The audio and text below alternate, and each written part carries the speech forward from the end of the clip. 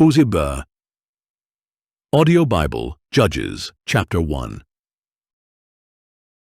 After the death of Joshua, the Israelites inquired of the Lord, "Who will be the first to go up and fight for us against the Canaanites?" "Judah shall go up," answered the Lord. "Indeed, I have delivered the land into their hands." Then the men of Judah said to their brothers the Simeonites, "Come up with us to our allotted territory, and let us fight against the Canaanites, and we likewise will go with you to your territory." So the Simeonites went with them. When Judah attacked, the Lord delivered the Canaanites and Perizzites into their hands, and they struck down 10,000 men at Bezek. And there they found Adoni-Bezek and fought against him, striking down the Canaanites and Perizzites. As Adoni-Bezek fled, they pursued him, seized him, and cut off his thumbs and big toes. Then Adoni-Bezek said, 70 kings with their thumbs and big toes cut off have gathered the scraps under my table. As I have done to them, so God has repaid me. And they brought him to Jerusalem, where he died. Then the men of Judah fought against Jerusalem and captured it. They put the city to the sword and set it on fire. Afterward, the men of Judah marched down to fight against the Canaanites, living in the hill country, in the Negev, and in the foothills. Judah also marched against the Canaanites, who were living in Hebron, formerly known as Kiriath Arba, and they struck down Sheshai, Ahiman, and Talmai. From there they marched against the inhabitants of Debir, formerly known as Kiriath Sepher. And Caleb said, "To the man who strikes down Kiriath Sepher and captures it, I will give my daughter Aksah in marriage." So Othniel, son of Caleb's younger brother Kenaz, captured the city, and Caleb gave his daughter Aksah to him in marriage. One day, Aksah came to Othniel and urged him to ask her father for a field. When she got off her donkey, Caleb asked her, "What do you desire?" "Give me a blessing," she answered. "Since you have given me land in the Negev, give me springs of water as well." So Caleb gave her both the upper and lower springs. Now the descendants of Moses' father-in-law, the Kenite, went up with the men of Judah from the city of palms to the wilderness of Judah in the Negev near Arad. They went to live among the people. Then the men of Judah went with their brothers the Simeonites, attacked the Canaanites living in Zephath, and devoted the city to destruction. So it was called Hormah. And Judah also captured Gaza, Ashkelon, and Ekron, each with its territory. The Lord was with Judah, and they took possession of the hill country, but they could not drive out the inhabitants of the plains, because they had chariots of iron. Just as Moses had promised, Judah gave Hebron to Caleb, who drove out the descendants of the 3 sons of Anak. The Benjamites, however, failed to drive out the Jebusites living in Jerusalem. So to this day, the Jebusites live there among the Benjamites. The house of Joseph also attacked Bethel, and the Lord was with them. They sent spies to Bethel, formerly known as Luz. And when the spies saw a man coming out of the city, they said to him, "Please show us how to get into the city, and we will treat you kindly." So the man showed them the entrance to the city, and they put the city to the sword, but released that man and all his family. And the man went to the land of the Hittites, built a city, and called it Luz, which is its name to this day. At that time, Manasseh failed to drive out the inhabitants of Beth-shean, Tanakh, Dor, Ibleam, Megiddo, and their villages, for the Canaanites were determined to dwell in that land. When Israel became stronger, they pressed the Canaanites into forced labor, but they never drove them out completely. Ephraim also failed to drive out the Canaanites living in Gezer, so the Canaanites continued to dwell among them in Gezer. Zebulun failed to drive out the inhabitants of Kitron and Nahalol, so the Canaanites lived among them and served as forced laborers. Asher failed to drive out the inhabitants of Akko, Sidon, Alab, Achzib, Helba, Aphik, and Rehob. So the Asherites lived among the Canaanite inhabitants of the land, because they did not drive them out. Naphtali failed to drive out the inhabitants of Beth-Shemesh and Beth-Anath. So the Naphtalites also lived among the Canaanite inhabitants of the land, but the inhabitants of Beth-Shemesh and Beth-Anath served them as forced laborers. The Amorites forced the Danites into the hill country and did not allow them to come down into the plain. And the Amorites were determined to dwell in Mount Herez, Aijalon, and Shaalbim. But when the house of Joseph grew in strength, they pressed the Amorites into forced labor. And the border of the Amorites extended from the ascent of Akrabim to Selah and beyond. Audio Bible, Judges, chapter 2. Now the angel of the Lord went up from Gilgal to Bochim and said, I brought you up out of Egypt and led you into the land that I had promised to your fathers. And I said, I will never break my covenant with you, and you are not to make a covenant with the people of this land, but you shall tear down their altars. Yet you have not obeyed my voice. What is this you have done? So now I tell you that I will not drive out these people before you. They will be thorns in your sides, and their gods will be a snare to you. When the angel of the Lord had spoken these words to all the Israelites, the people lifted up their voices and wept. So they called that place Bochim, and offered sacrifices there to the Lord. After Joshua had dismissed the people, the Israelites went out to take possession of the land, each to his own inheritance. And the people served the Lord throughout the days of Joshua and of the elders who outlived him, who had seen all the great works that the Lord had done for Israel. And Joshua, son of Nun, the servant of the Lord, died at the age of 110. They buried him in the land of his inheritance, at Timnath-Heres, in the hill country of Ephraim, north of Mount Gaash. After that whole generation had also been gathered to their fathers, another generation rose up, who did not know the Lord or the works that he had done for Israel. And the Israelites did evil in the sight of the Lord and served the Baals. Thus they forsook the Lord, the God of their fathers, who had brought them out of the land of Egypt, and they followed after various gods of the peoples around them. They bowed down to them and provoked the Lord to anger, for they forsook him and served Baal and the Ashtoreths. Then the anger of the Lord burned against Israel, and he delivered them into the hands of those who plundered them. He sold them into the hands of their enemies all around, whom they were no longer able to resist. Wherever Israel marched out, the hand of the Lord was against them to bring calamity, just as he had sworn to them. So they were greatly distressed. Then the Lord raised up judges, who saved them from the hands of those who plundered them. Israel, however, did not listen to their judges. Instead, they prostituted themselves with other gods and bowed down to them. They quickly turned from the way of their fathers, who had walked in obedience to the Lord's commandments. They did not do as their fathers had done. Whenever the Lord raised up a judge for the Israelites, he was with that judge and saved them from the hands of their enemies while the judge was still alive. For the Lord was moved to pity by their groaning under those who oppressed them and afflicted them. But when the judge died, the Israelites became even more corrupt than their fathers, going after other gods to serve them and bow down to them. They would not give up their evil practices and stubborn ways. So the anger of the Lord burned against Israel, and he said, Because this nation has transgressed the covenant I laid down for their fathers, and has not heeded my voice, I will no longer drive out before them any of the nations Joshua left when he died. In this way, I will test whether Israel will keep the way of the Lord, by walking in it as their fathers did. That is why the Lord had left those nations in place and had not driven them out immediately by delivering them into the hand of Joshua. Audio Bible, Judges, chapter 3.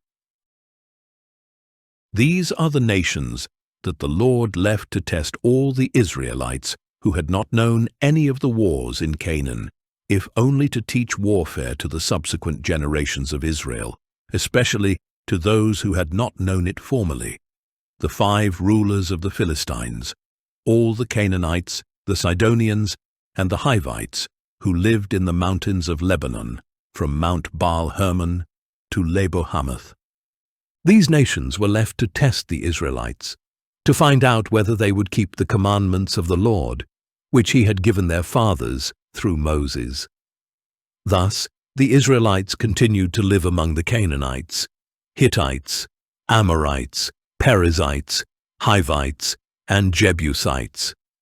And they took the daughters of these people in marriage, gave their own daughters to their sons, and served their gods. So the Israelites did evil in the sight of the Lord. They forgot the Lord their God, and served the Baals and the Asherahs. Then the anger of the Lord burned against Israel, and he sold them into the hand of Cushan-Rishathaim, king of Aram-Naharaim, and the Israelites served him 8 years. But when the Israelites cried out to the Lord, he raised up Othniel, son of Caleb's younger brother Kenaz, as a deliverer to save them. The Spirit of the Lord came upon him, and he became Israel's judge and went out to war. And the Lord delivered Cushan-Rishathaim, king of Aram, into the hand of Othniel, who prevailed against him. So the land had rest for 40 years, until Othniel, son of Kenaz, died. Once again the Israelites did evil in the sight of the Lord, so he gave Eglon, king of Moab, power over Israel, because they had done evil in the sight of the Lord. After enlisting the Ammonites and Amalekites to join forces with him, Eglon attacked and defeated Israel, taking possession of the city of palms. The Israelites served Eglon, king of Moab, 18 years. And again they cried out to the Lord, and he raised up Ehud, son of Gera, a left-handed Benjamite, as their deliverer. So they sent him with tribute to Eglon, king of Moab. Now Ehud had made for himself a double-edged sword, a cubit long. He strapped it to his right thigh under his cloak, and brought the tribute to Eglon, king of Moab, who was an obese man. After Ehud had finished presenting the tribute, he ushered out those who had carried it. But upon reaching the idols near Gilgal, he himself turned back and said, "I have a secret message for you, O king." "Silence," said the king, and all his attendants left him. Then Ehud approached him, while he was sitting alone in the coolness of his upper room. "I have a word from God for you," Ehud said, and the king rose from his seat. And Ehud reached with his left hand, pulled the sword from his right thigh, and plunged it into Eglon's belly. Even the handle sank in after the blade, and Eglon's fat closed in over it, so that Ehud did not withdraw the sword from his belly, and Eglon's bowels emptied. Then Ehud went out through the porch, closing and locking the doors of the upper room behind him. After Ehud was gone, Eglon's servants came in and found the doors of the upper room locked. "He must be relieving himself in the cool room," they said. So they waited until they became worried and saw that he had still not opened the doors of the upper room. Then they took the key and opened the doors, and there was their lord lying dead on the floor. Ehud, however, had escaped while the servants waited. He passed by the idols and escaped to Sirah. On arriving in Sirah, he blew the ram's horn throughout the hill country of Ephraim. The Israelites came down with him from the hills, and he became their leader. "Follow me," he told them, "for the Lord has delivered your enemies the Moabites into your hand." So they followed him down and seized the fords of the Jordan leading to Moab, and they did not allow anyone to cross over. At that time, they struck down about 10,000 Moabites, all robust and valiant men. Not one of them escaped. So Moab was subdued under the hand of Israel that day, and the land had rest for 80 years. After Ehud came Shamgar, son of Anath, and he too saved Israel, striking down 600 Philistines with an ox goad. Audio Bible, Judges, chapter 4. After Ehud died, the Israelites again did evil in the sight of the Lord. So the Lord sold them into the hand of Jabin king of Canaan, who reigned in Hazor. The commander of his forces was Sisera, who lived in Harosheth Hagoyim. Then the Israelites cried out to the Lord, because Jabin had 900 chariots of iron, and he had harshly oppressed the Israelites for 20 years.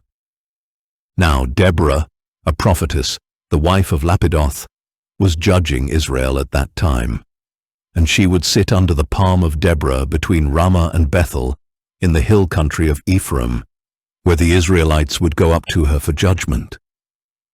She summoned Barak son of Abinoam from Kadesh in Naphtali and said to him, "Surely the Lord, the God of Israel, is commanding you.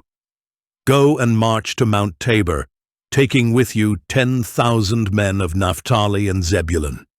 And I will draw out Sisera, the commander of Jabin's army, his chariots, and his troops to the river Kishon, and I will deliver him into your hand." Barak said to her, "If you will go with me, I will go, but if you will not go with me, I will not go." "I will certainly go with you," Deborah replied, "but the road you are taking will bring you no honor, because the Lord will be selling Sisera into the hand of a woman." So Deborah got up and went with Barak to Kadesh, where he summoned Zebulun and Naphtali.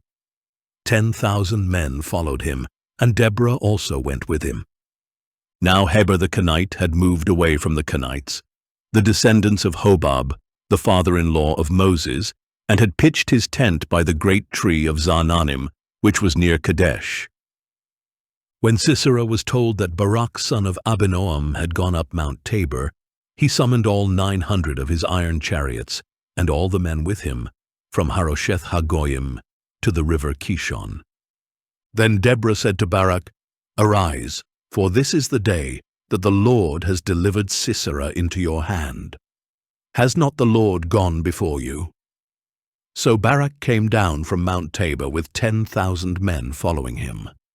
And in front of him the Lord routed with the sword Sisera, all his charioteers and all his army. Sisera abandoned his chariot and fled on foot. Then Barak pursued the chariots and army as far as Harosheth Hagoyim, and the whole army of Sisera fell by the sword. Not a single man was left. Meanwhile, Sisera had fled on foot to the tent of Jael, the wife of Heber the Kenite, because there was peace between Jabin king of Hazor and the house of Heber the Kenite. Jael went out to greet Sisera and said to him, "Come in, my lord, come in with me. Do not be afraid." So he entered her tent, and she covered him with a blanket. Sisera said to her, "Please give me a little water to drink, for I am thirsty." So she opened a container of milk, gave him a drink, and covered him again. "Stand at the entrance to the tent," he said, "and if anyone comes and asks you, 'Is there a man here?' say, 'No.'" But as he lay sleeping from exhaustion, Heber's wife Jael took a tent peg, grabbed a hammer, and went silently to Sisera. She drove the peg through his temple and into the ground, and he died. When Barak arrived in pursuit of Sisera, Jael went out to greet him and said to him, "Come, and I will show you the man you are seeking." So he went in with her, and there lay Sisera dead, with a tent peg through his temple. On that day God subdued Jabin king of Canaan before the Israelites. And the hand of the Israelites grew stronger and stronger against Jabin king of Canaan until they destroyed him. Audio Bible, Judges, chapter 5. On that day Deborah and Barak son of Abinoam sang this song. When the princes take the lead in Israel, when the people volunteer, bless the Lord. Listen, O kings, give ear, O princes. I will sing to the Lord. I will sing praise to the Lord, the God of Israel. O Lord, when you went out from Seir, when you marched from the land of Edom, the earth trembled, the heavens poured out rain, and the clouds poured down water. The mountains quaked before the Lord, the one of Sinai, before the Lord, the God of Israel. In the days of Shamgar, son of Anath, in the days of Jael, the highways were deserted and the travelers took the byways. Life in the villages ceased. It ended in Israel until I, Deborah, arose, a mother in Israel. When they chose new gods, then war came to their gates. Not a shield or spear was found among 40,000 in Israel. My heart is with the princes of Israel, with the volunteers among the people. Bless the Lord, you who ride white donkeys, who sit on saddle blankets, and you who travel the road. Ponder the voices of the singers at the watering places. There they shall recount the righteous acts of the Lord, the righteous deeds of his villagers in Israel. Then the people of the Lord went down to the gates. Awake, awake, O Deborah! Awake, awake, sing a song. Arise, O Barak, and take hold of your captives, O son of Abinoam. Then the survivors came down to the nobles. The people of the Lord came down to me against the mighty. Some came from Ephraim, with their roots in Amalek. Benjamin came with your people after you. The commanders came down from Mashir, the bearers of the marshal's staff from Zebulun. The princes of Issachar were with Deborah, and Issachar was with Barak, rushing into the valley at his heels. In the clans of Reuben there was great indecision. Why did you sit among the sheepfolds to hear the whistling for the flocks? In the clans of Reuben there was great indecision. Gilead remained beyond the Jordan. Dan, why did you linger by the ships? Asher stayed at the coast and remained in his harbors. Zebulun was a people who risked their lives. Naphtali, too, on the heights of the battlefield. Kings came and fought. Then the kings of Canaan fought at Taanach by the waters of Megiddo, but they took no plunder of silver. From the heavens the stars fought. From their courses they fought against Sisera. The river Kishon swept them away, the ancient river, the river Kishon. March on, O my soul, in strength. Then the hooves of horses thundered, the mad galloping of his stallions. Curse Meroz, says the angel of the Lord. Bitterly curse her inhabitants, for they did not come to help the Lord against the mighty. Most blessed among women is Jael, the wife of Heber the Kenite, most blessed of tent-dwelling women. He asked for water, and she gave him milk. In a magnificent bowl, she brought him curds. She reached for the tent peg, her right hand for the workman's hammer. She struck Sisera and crushed his skull. She shattered and pierced his temple. At her feet he collapsed. He fell. There he lay still. At her feet he collapsed. He fell. Where he collapsed, there he fell dead. Sisera's mother looked through the window. She peered through the lattice and lamented. Why is his chariot so long in coming? What has delayed the clatter of his chariots? Her wisest ladies answer. Indeed, she keeps telling herself, are they not finding and dividing the spoil, a girl or two for each warrior, a plunder of dyed garments for Sisera, the spoil of embroidered garments for the neck of the looter? So may all your enemies perish, O Lord, but may those who love you shine like the sun at its brightest. And the land had rest for 40 years. No. Audio Bible, Judges, chapter 6. Again the Israelites did evil in the sight of the Lord, so he delivered them into the hand of Midian for 7 years, and the hand of Midian prevailed against Israel. Because of the Midianites, the Israelites prepared shelters for themselves in the mountains, caves, and strongholds.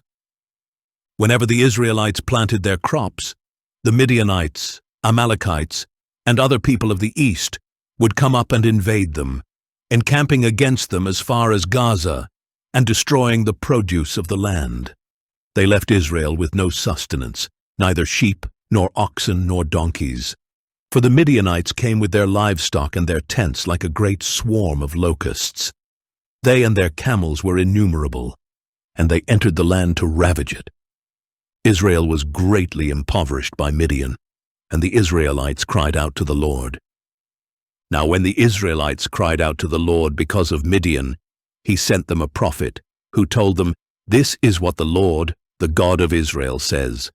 I brought you up out of Egypt, out of the house of slavery. I delivered you out of the hands of Egypt and all your oppressors. I drove them out before you and gave you their land. And I said to you, I am the Lord your God. You must not fear the gods of the Amorites, in whose land you dwell." But you did not obey me. Then the angel of the Lord came and sat down under the oak in Ophrah, that belonged to Joash the Abiezrite, where his son Gideon was threshing wheat in a winepress to hide it from the Midianites. And the angel of the Lord appeared to Gideon and said, "The Lord is with you, O mighty man of valor." "Please, my lord," Gideon replied, "if the Lord is with us, why has all this happened to us? And where are all his wonders of which our fathers told us, saying, 'Has not the Lord brought us up out of Egypt?' But now the Lord has forsaken us and delivered us into the hand of Midian." The Lord turned to him and said, "Go in the strength you have and save Israel from the hand of Midian. Am I not sending you?" "Please, my lord," Gideon replied, "how can I save Israel? Indeed, my clan is the weakest in Manasseh, and I am the youngest in my father's house." "Surely I will be with you," the Lord replied, "and you will strike down all the Midianites as one man." Gideon answered, "If I have found favor in your sight, give me a sign that it is you speaking with me.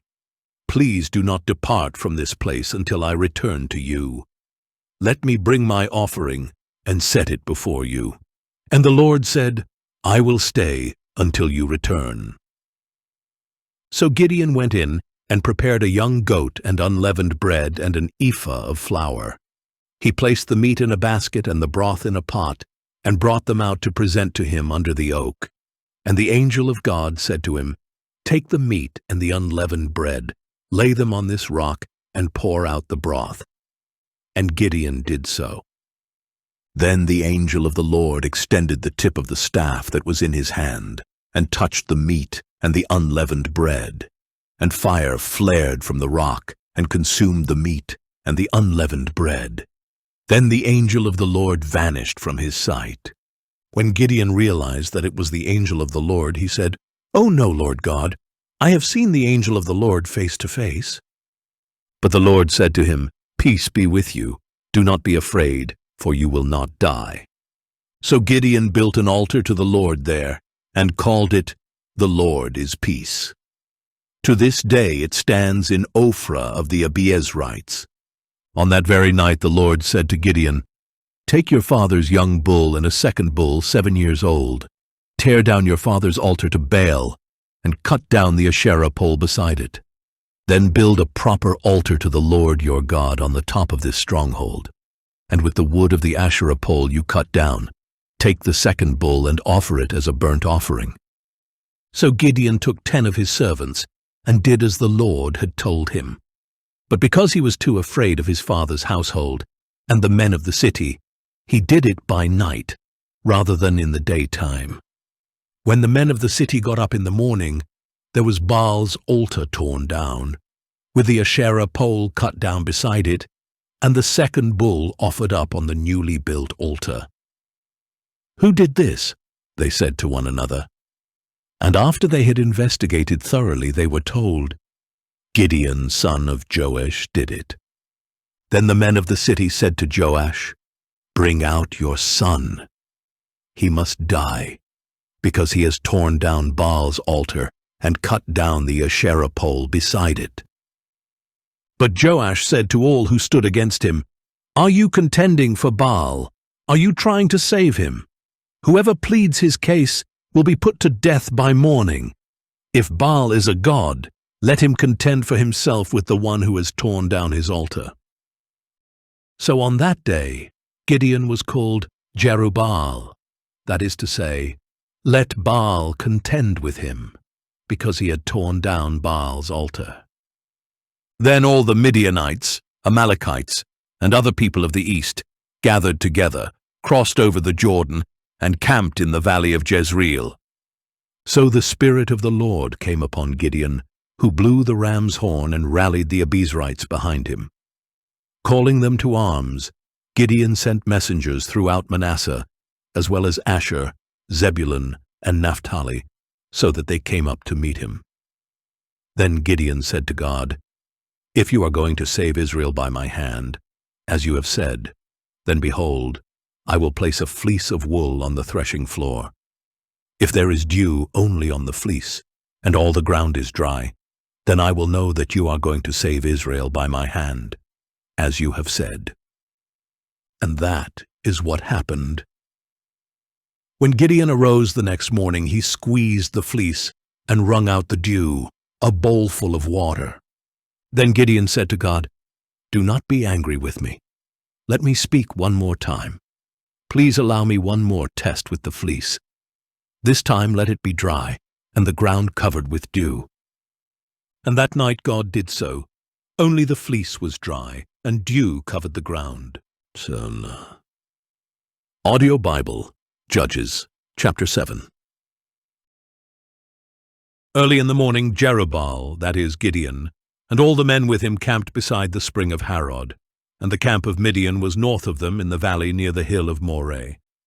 Then the Lord said to Gideon, "You have too many men for me to deliver Midian into their hands, lest Israel glorify themselves over me, saying, 'My own hand has saved me.' Now therefore, proclaim in the hearing of the men, 'Whoever is fearful and trembling may turn back and leave Mount Gilead.'" So 22,000 of them turned back, but 10,000 remained. Then the Lord said to Gideon, "There are still too many men. Take them down to the water, and I will sift them for you there. If I say to you, 'This one shall go with you,' he shall go. But if I say, 'This one shall not go with you,' he shall not go." So Gideon brought the men down to the water, and the Lord said to him, "Separate those who lap the water with their tongues like a dog from those who kneel to drink." And the number of those who lapped the water with their hands to their mouths was 300 men. All the others knelt to drink. Then the Lord said to Gideon, "With the 300 men who lapped the water, I will save you and deliver the Midianites into your hand, but all the others are to go home." So Gideon sent the rest of the Israelites to their tents, but kept the 300 men who took charge of the provisions and ram's horns of the others, and the camp of Midian lay below him in the valley. That night the Lord said to Gideon, "Get up and go down against the camp, for I have delivered it into your hand. But if you are afraid to do so, then go down to the camp with your servant Purah, and listen to what they are saying. Then your hands will be strengthened to attack the camp." So he went with Purah, his servant, to the outposts, where armed men were guarding the camp. Now the Midianites, Amalekites, and all the other people of the east had settled in the valley like a swarm of locusts, and their camels were as countless as the sand on the seashore. And as Gideon arrived, a man was telling his friend about a dream. "Behold, I had a dream," he said, "and I saw a loaf of barley bread come tumbling into the Midianite camp. It struck the tent so hard that the tent overturned and collapsed." His friend replied, "This is nothing less than the sword of Gideon son of Joash, the Israelite. God has delivered Midian and the whole camp into his hand." When Gideon heard the dream and its interpretation, he bowed in worship. He returned to the camp of Israel and said, "Get up, for the Lord has delivered the camp of Midian into your hand." And he divided the 300 men into 3 companies, and gave each man a ram's horn in one hand and a large jar in the other, containing a torch. "Watch me, and do as I do," Gideon said. "When I come to the outskirts of the camp, do exactly as I do. When I and all who are with me blow our horns, then you are also to blow your horns from all around the camp and shout, 'For the Lord and for Gideon!'" Gideon and the 100 men with him reached the outskirts of the camp at the beginning of the middle watch, just after the changing of the guard. They blew their horns and broke the jars that were in their hands. The three companies blew their horns and shattered their jars. Holding the torches in their left hands and the horns in their right hands, they shouted, "A sword for the Lord and for Gideon!" Each Israelite took his position around the camp, and the entire Midianite army fled, crying out as they ran. And when the 300 rams' horns sounded, the Lord set all the men in the camp against one another with their swords. The army fled to Beth-shittah toward Zererah, as far as the border of Abel-Meholah near Tabbath. Then the men of Israel were called out from Naphtali, Asher, and all Manasseh, and they pursued the Midianites. Gideon sent messengers throughout the hill country of Ephraim to say, "Come down against the Midianites and seize the waters of the Jordan ahead of them as far as Beth-barah." So all the men of Ephraim were called out, and they captured the waters of the Jordan as far as Beth-barah. They also captured Oreb and Zeb, the two princes of Midian, and they killed Oreb at the rock of Oreb and Zeb at the winepress of Zeb. So they pursued the Midianites and brought the heads of Oreb and Zeb to Gideon on the other side of the Jordan. The Bible, Judges, chapter 8. Then the men of Ephraim said to Gideon, "Why have you done this to us? Why did you fail to call us when you went to fight against Midian?" And they contended with him violently. But Gideon answered them, "Now what have I accomplished compared to you? Are not the gleanings of Ephraim better than the grape harvest of Abiezer? God has delivered Oreb and Zeb, the two princes of Midian, into your hand. What was I able to do compared to you?" When he had said this, their anger against him subsided. Then Gideon and his 300 men came to the Jordan and crossed it, exhausted, yet still in pursuit. So Gideon said to the men of Succoth, "Please give my troops some bread, for they are exhausted, and I am still pursuing Zebah and Zalmunna, the kings of Midian." But the leaders of Succoth asked, "Are the hands of Zebah and Zalmunna already in your possession, that we should give bread to your army?" "Very well," Gideon replied. "When the Lord has delivered Zebah and Zalmunna into my hand, I will tear your flesh with the thorns and briars of the wilderness." From there he went up to Penuel and asked the same from them. But the men of Penuel gave the same response as the men of Succoth. So Gideon told the men of Penuel, "When I return in triumph, I will tear down this tower." Now Zebah and Zalmunna were in Karkor, with their army of about 15,000 men, all that were left of the armies of the people of the east. 120,000 swordsmen had already fallen. And Gideon went up by way of the caravan route east of Nobah and Jogbehah, and he attacked their army, taking them by surprise. When Zebah and Zalmunna fled, Gideon pursued and captured these two kings of Midian, routing their entire army. After this, Gideon, son of Joash, returned from the battle along the ascent of Heres. There he captured a young man of Succoth and interrogated him. The young man wrote down for him the names of the 77 leaders and elders of Succoth. And Gideon went to the men of Succoth and said, "Here are Zebah and Zalmunna, about whom you taunted me, saying, 'Are the hands of Zebah and Zalmunna already in your possession, that we should give bread to your weary men?'" Then he took the elders of the city, and using the thorns and briars of the wilderness, he disciplined the men of Succoth. He also pulled down the tower of Penuel and killed the men of the city. Next, Gideon asked Zebah and Zalmunna, "What kind of men did you kill at Tabor?" "Men like you," they answered, each one resembling the son of a king. "They were my brothers," Gideon replied, "the sons of my mother. As surely as the Lord lives, if you had let them live, I would not kill you." So he said to Jether, his firstborn, "Get up and kill them." But the young man did not draw his sword. He was fearful because he was still a youth. Then Zebah and Zalmunna said, Get up and kill us yourself, for as the man is, so is his strength."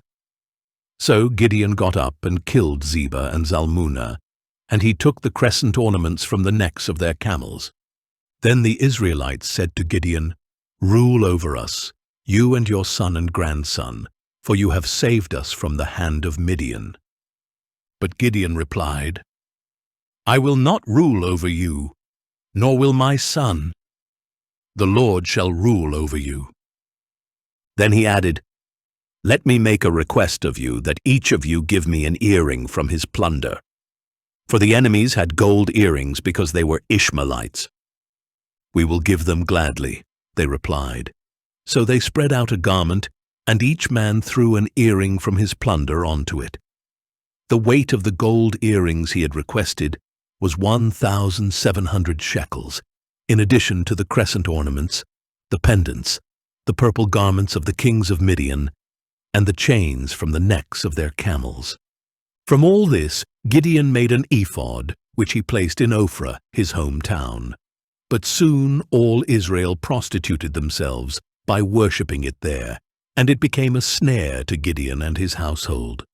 In this way, Midian was subdued before the Israelites, and did not raise its head again.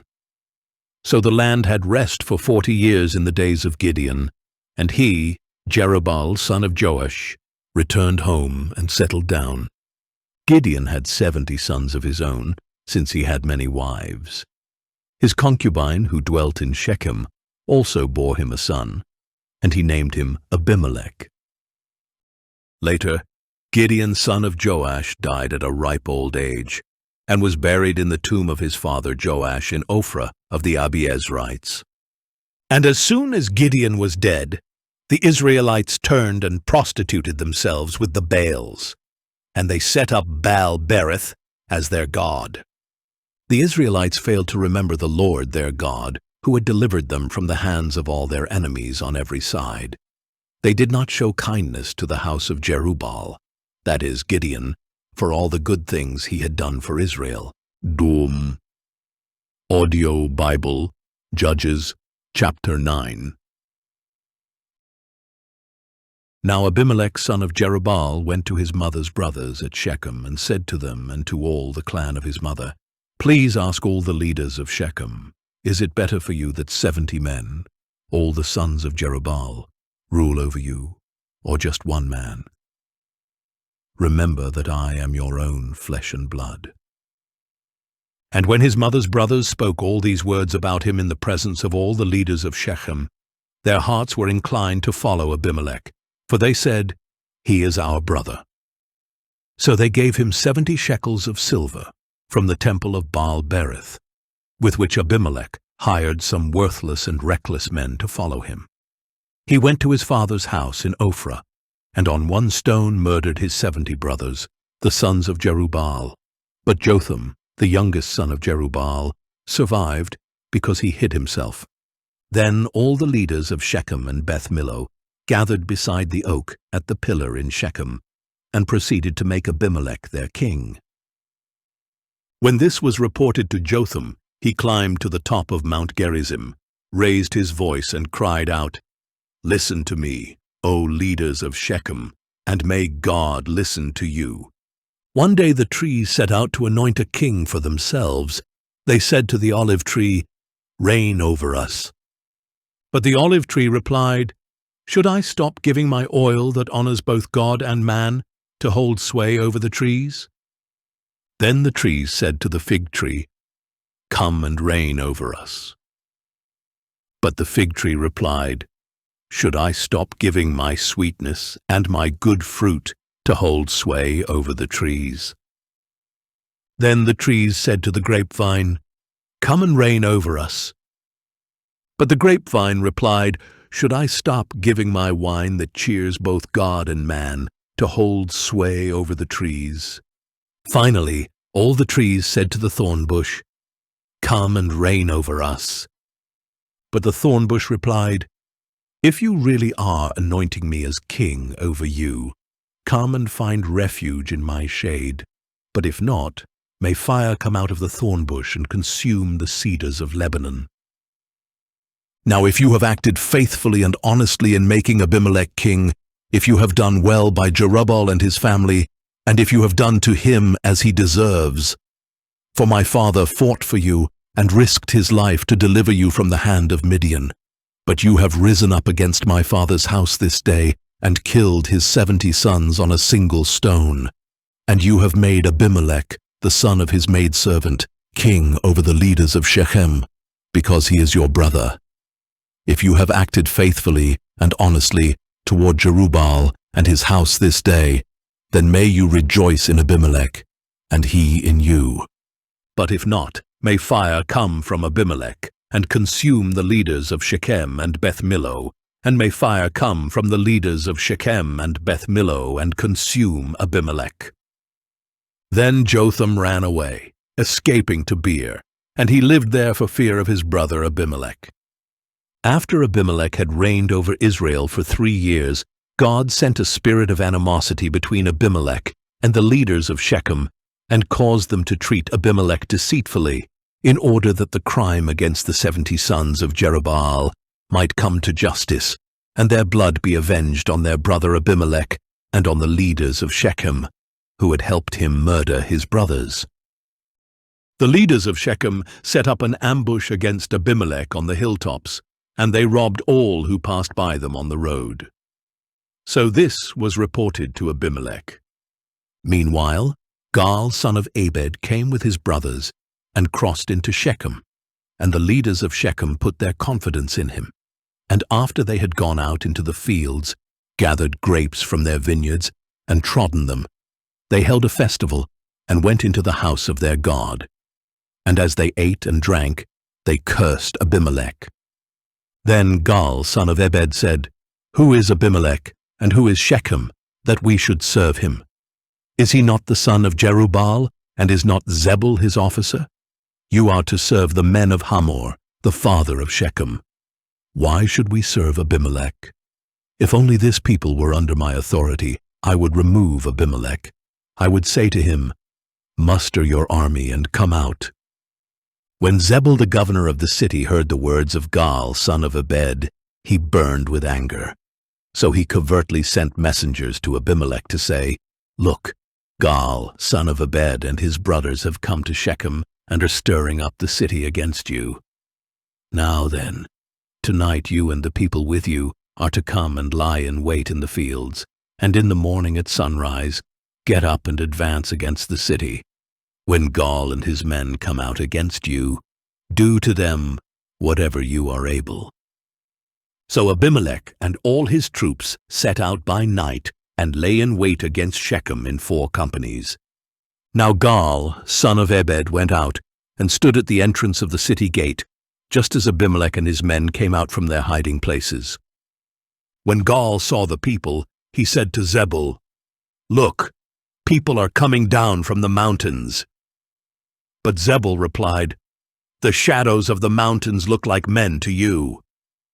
Then Gaal spoke up again, "Look, people are coming down from the center of the land, and 1 company is coming by way of the diviner's oak." "Where is your gloating now?" Zebul replied. "You said, 'Who is Abimelech, that we should serve him?' Are these not the people you ridiculed? Go out now and fight them." So Gaal went out before the leaders of Shechem and fought against Abimelech, but Abimelech pursued him, and Gaal fled before him, and many Shechemites fell wounded all the way to the entrance of the gate. Abimelech stayed in Arumah, and Zebul drove Gaal and his brothers out of Shechem. The next day the people of Shechem went out into the fields, and this was reported to Abimelech. So he took his men, divided them into 3 companies, and lay in wait in the fields. When he saw the people coming out of the city, he rose up against them and attacked them. Then Abimelech and the companies with him rushed forward and took their stand at the entrance of the city gate. The other 2 companies rushed against all who were in the fields and struck them down. And all that day Abimelech fought against the city until he had captured it and killed its people. Then he demolished the city and sowed it with salt. On hearing of this, all the leaders in the tower of Shechem entered the inner chamber of the temple of El-Berith. And when Abimelech was told that all the leaders in the tower of Shechem were gathered there, he and all his men went up to Mount Zalmon. Abimelech took his axe in his hand and cut a branch from the trees, which he lifted to his shoulder, saying to his men, "Hurry, and do what you have seen me do." So each man also cut his own branch and followed Abimelech. Then they piled the branches against the inner chamber and set it on fire above them, killing everyone in the tower of Shechem, about 1,000 men and women. Then Abimelech went to Thebez, encamped against it, and captured it. But there was a strong tower inside the city, and all the men, women, and leaders of the city fled there. They locked themselves in and went up to the roof of the tower. When Abimelech came to attack the tower, he approached its entrance to set it on fire. But a woman dropped an upper millstone on Abimelech's head, crushing his skull. He quickly called his armor-bearer, saying, "Draw your sword and kill me, lest they say of me, 'A woman killed him.'" So Abimelech's armor-bearer ran his sword through him, and he died. And when the Israelites saw that Abimelech was dead, they all went home. In this way God repaid the wickedness that Abimelech had done to his father in murdering his 70 brothers. And God also brought all the wickedness of the men of Shechem back upon their own heads. So the curse of Jotham son of Jerubbaal came upon them. Audio Bible, Judges, chapter 10. After the time of Abimelech, a man of Issachar, Tola son of Puah, the son of Dodo, rose up to save Israel. He lived in Shamir, in the hill country of Ephraim. Tola judged Israel 23 years, and when he died, he was buried in Shamir. Tola was followed by Jair the Gileadite, who judged Israel 22 years. He had 30 sons who rode on 30 donkeys, and they had 30 towns in the land of Gilead, which to this day are called Havoth Jair. When Jair died, he was buried in Kaman. And again, the Israelites did evil in the sight of the Lord. They served the Baals, the Ashtoreths, the gods of Aram, Sidon, and Moab, and the gods of the Ammonites and Philistines. Thus they forsook the Lord and did not serve him. So the anger of the Lord burned against Israel, and he sold them into the hands of the Philistines and Ammonites, who that very year harassed and oppressed the Israelites, and they did so for 18 years to all the Israelites on the other side of the Jordan in Gilead, the land of the Amorites. The Ammonites also crossed the Jordan to fight against Judah, Benjamin, and the house of Ephraim, and Israel was in deep distress. Then the Israelites cried out to the Lord, saying, "We have sinned against you, for we have indeed forsaken our God and served the Baals." The Lord replied, "When the Egyptians, Amorites, Ammonites, Philistines, Sidonians, Amalekites, and Maonites oppressed you and you cried out to me, did I not save you from their hands? But you have forsaken me and served other gods, so I will no longer save you. Go and cry out to the gods you have chosen. Let them save you in your time of trouble." "We have sinned," the Israelites said to the Lord. "Deal with us as you see fit, but please deliver us today." So they put away the foreign gods from among them and served the Lord, and he could no longer bear the misery of Israel. Then the Ammonites were called to arms and camped in Gilead, and the Israelites assembled and camped at Mizpah. And the rulers of Gilead said to one another, "Whoever will launch the attack against the Ammonites will be the head of all who live in Gilead." Audio Bible, Judges, chapter 11. Now Jephthah the Gileadite was a mighty man of valor. He was the son of a prostitute, and Gilead was his father. And Gilead's wife bore him sons, who grew up, drove Jephthah out, and said to him, "You shall have no inheritance in our father's house, because you are the son of another woman." So Jephthah fled from his brothers and settled in the land of Tob, where worthless men gathered around him and traveled with him. Some time later, when the Ammonites fought against Israel and made war with them, the elders of Gilead went to get Jephthah from the land of Tob. "Come," they said, "be our commander, so that we can fight against the Ammonites." Jephthah replied to the elders of Gilead, "Did you not hate me and expel me from my father's house? Why then have you come to me now, when you are in distress?" They answered Jephthah, "This is why we now turn to you, that you may go with us, fight the Ammonites, and become leader over all of us who live in Gilead." But Jephthah asked them, "If you take me back to fight the Ammonites and the Lord gives them to me, will I really be your leader?" And the elders of Gilead said to Jephthah, "The Lord is our witness if we do not do as you say." So Jephthah went with the elders of Gilead, and the people made him their leader and commander. And Jephthah repeated all his terms in the presence of the Lord at Mizpah. Then Jephthah sent messengers to the king of the Ammonites, saying, "What do you have against me that you have come to fight against my land?" The king of the Ammonites answered Jephthah's messengers, "When Israel came up out of Egypt, they seized my land, from the Arnon to the Jabbok and all the way to the Jordan. Now therefore restore it peaceably." Jephthah again sent messengers to the king of the Ammonites to tell him, "This is what Jephthah says, Israel did not take away the land of Moab or of the Ammonites. But when Israel came up out of Egypt, they traveled through the wilderness to the Red Sea and came to Kadesh. Then Israel sent messengers to the king of Edom, saying, Please let us pass through your land. But the king of Edom would not listen. They also sent messengers to the king of Moab, but he would not consent. So Israel stayed in Kadesh. Then Israel traveled through the wilderness and bypassed the lands of Edom and Moab. They came to the east side of the land of Moab and camped on the other side of the Arnon. But they did not enter the territory of Moab, since the Arnon was its border. And Israel sent messengers to Sihon, king of the Amorites, who ruled in Heshbon, and said to him, Please let us pass through your land into our own place. But Sihon would not trust Israel to pass through his territory, so he gathered all his people, encamped in Jahaz, and fought with Israel.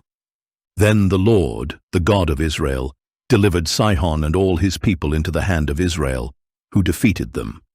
So Israel took possession of all the land of the Amorites who inhabited that country, seizing all the land from the Arnon to the Jabbok, and from the wilderness to the Jordan. Now since the Lord, the God of Israel, has driven out the Amorites from before his people Israel, should you now possess it? Do you not possess whatever your God Chemosh grants you? So also we possess whatever the Lord our God has granted us. Are you now so much better than Balak son of Zippor, king of Moab? Did he ever contend with Israel or fight against them? For 300 years Israel has lived in Heshbon, Aroer, and their villages, as well as all the cities along the banks of the Arnon. Why did you not take them back during that time? I have not sinned against you, but you have done me wrong by waging war against me. May the Lord, the judge, decide today between the Israelites and the Ammonites." But the king of the Ammonites paid no heed to the message Jephthah sent him. Then the Spirit of the Lord came upon Jephthah, and he passed through Gilead and Manasseh, then through Mizpah of Gilead. And from there he advanced against the Ammonites. Jephthah made this vow to the Lord, If indeed you will deliver the Ammonites into my hand, then whatever comes out the door of my house to greet me on my triumphant return from the Ammonites will belong to the Lord, and I will offer it up as a burnt offering.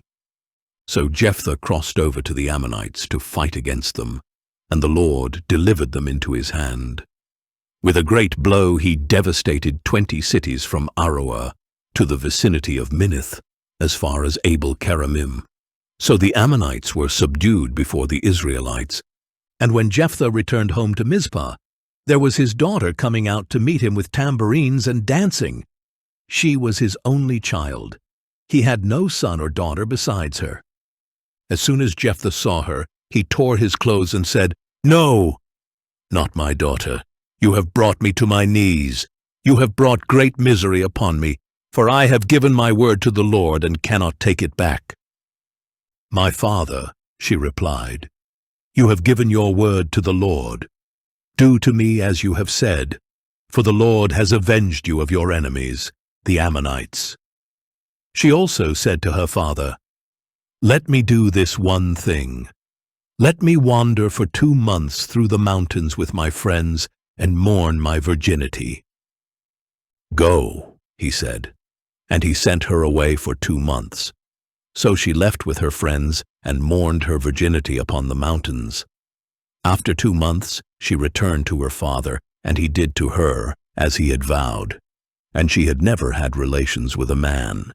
So it has become a custom in Israel that each year the young women of Israel go out for 4 days to lament the daughter of Jephthah, the Gileadite. Audio Bible, Judges, chapter 12. Then the men of Ephraim assembled and crossed the Jordan to Zaphon. They said to Jephthah, "Why have you crossed over to fight the Ammonites without calling us to go with you? We will burn your house down with you inside." But Jephthah replied, "My people and I had a serious conflict with the Ammonites, and when I called, you did not save me out of their hands. When I saw that you would not save me, I risked my life and crossed over to the Ammonites, and the Lord delivered them into my hand. Why then have you come today to fight against me?" Jephthah then gathered all the men of Gilead and fought against Ephraim, and the men of Gilead struck them down because the Ephraimites had said, "You Gileadites are fugitives in Ephraim, living in the territories of Ephraim and Manasseh." The Gileadites captured the fords of the Jordan leading to Ephraim, and whenever a fugitive from Ephraim would say, "Let me cross over," the Gileadites would ask him, "Are you an Ephraimite?" If he answered, "No," they told him, "Please say Shibboleth." If he said Sibboleth, because he could not pronounce it correctly, they seized him and killed him at the fords of the Jordan. So at that time 42,000 Ephraimites were killed. Jephthah judged Israel 6 years, and when he died, he was buried in one of the cities of Gilead. After Jephthah, Ibzan of Bethlehem judged Israel. He had 30 sons, as well as 30 daughters whom he gave in marriage to men outside his clan, and for his sons he brought back 30 wives from elsewhere. Ibzan judged Israel 7 years.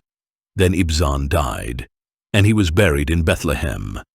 After Ibzan, Elon the Zebulunite judged Israel 10 years. Then Elon the Zebulunite died, and he was buried in Ajalon in the land of Zebulun. After Elon, Abdon son of Hillel from Pirathon judged Israel. He had 40 sons and 30 grandsons who rode on 70 donkeys, and he judged Israel 8 years.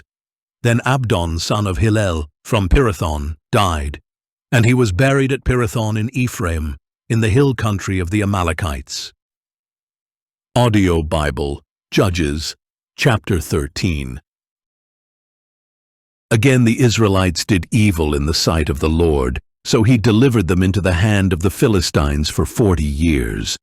Now there was a man from Zorah named Manoah, from the clan of the Danites, whose wife was barren and had no children. The angel of the Lord appeared to the woman and said to her, "It is true that you are barren and have no children, but you will conceive and give birth to a son. Now please be careful not to drink wine or strong drink, and not to eat anything unclean.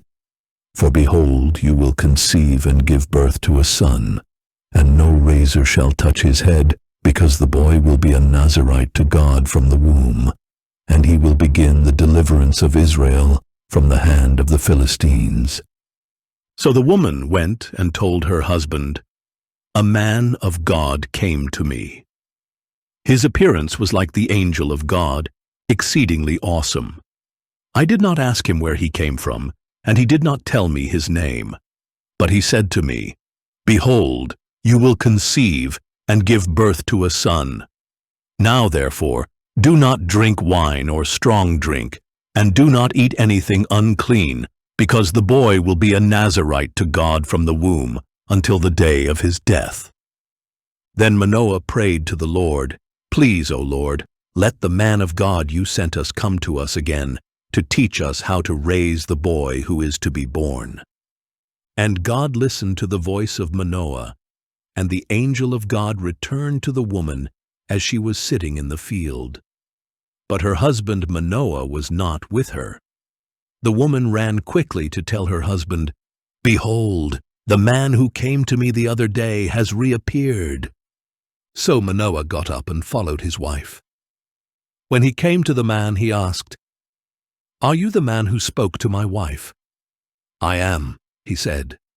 Then Manoah asked, 'When your words come to pass, what will be the boy's rule of life and mission?'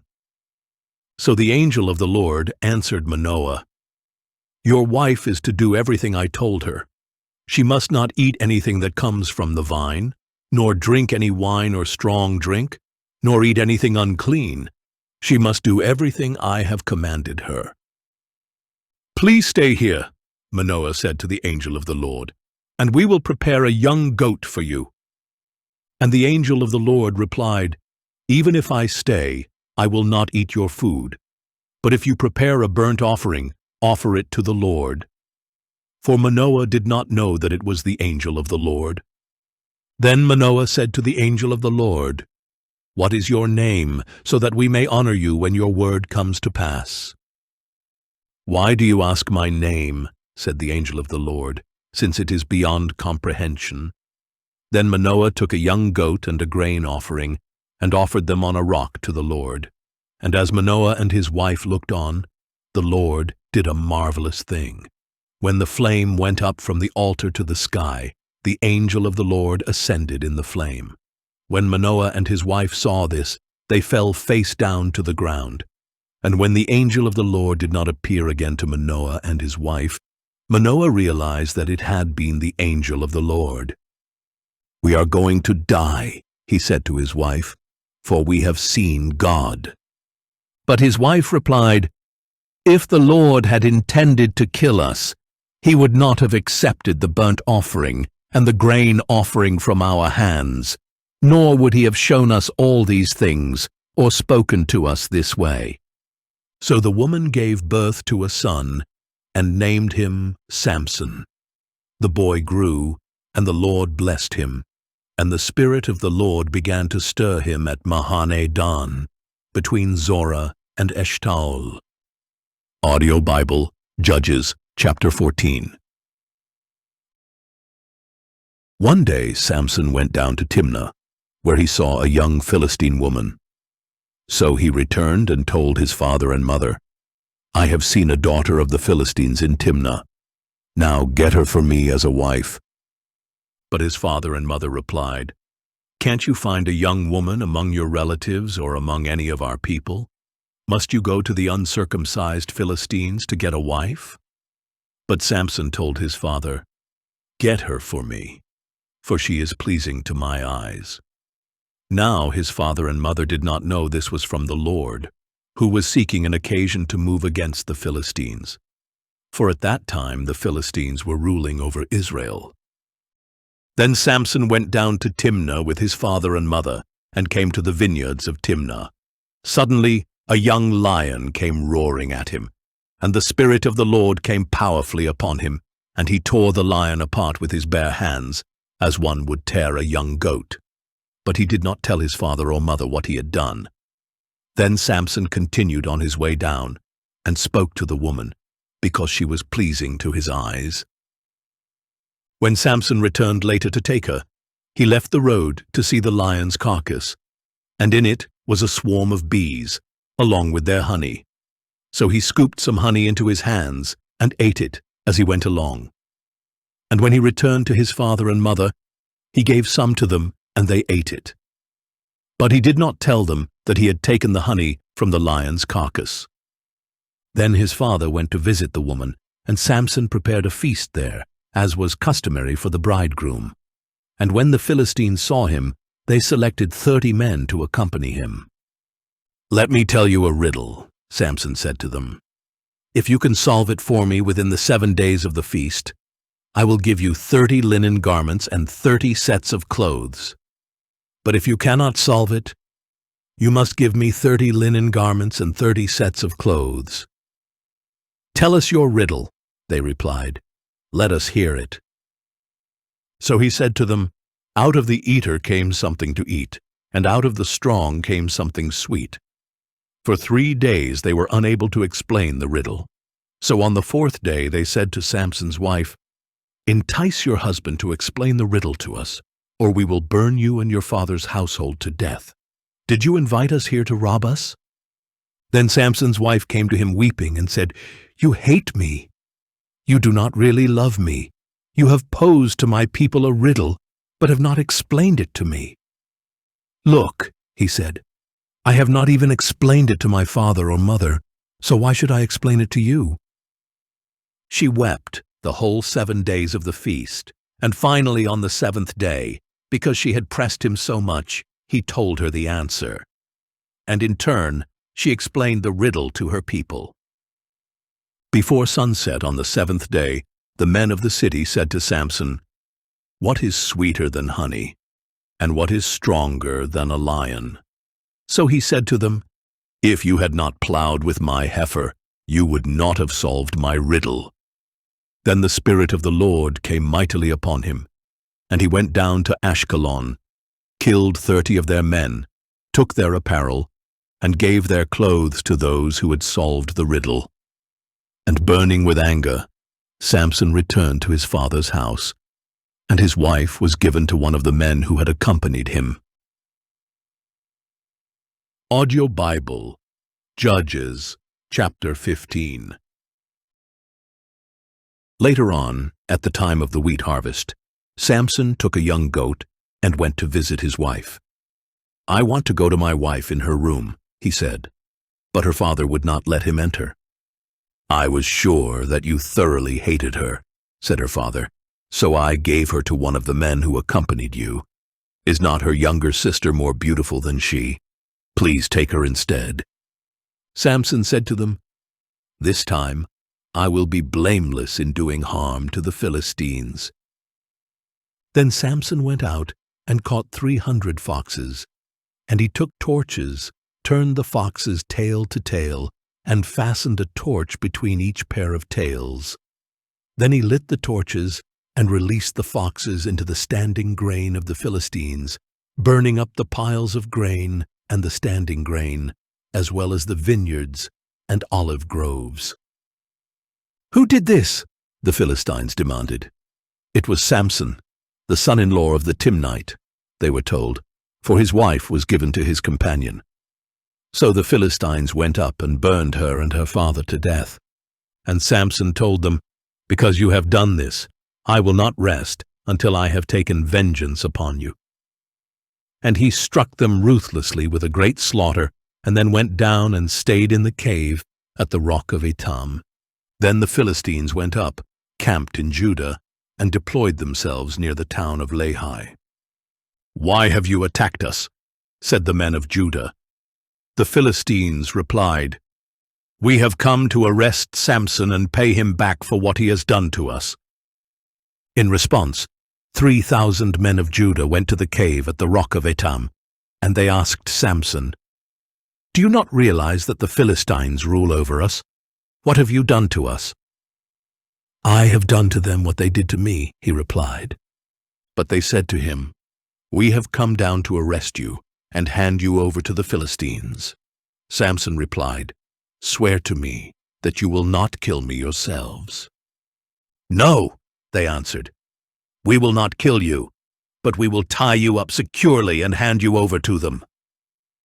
So they bound him with 2 new ropes and led him up from the rock.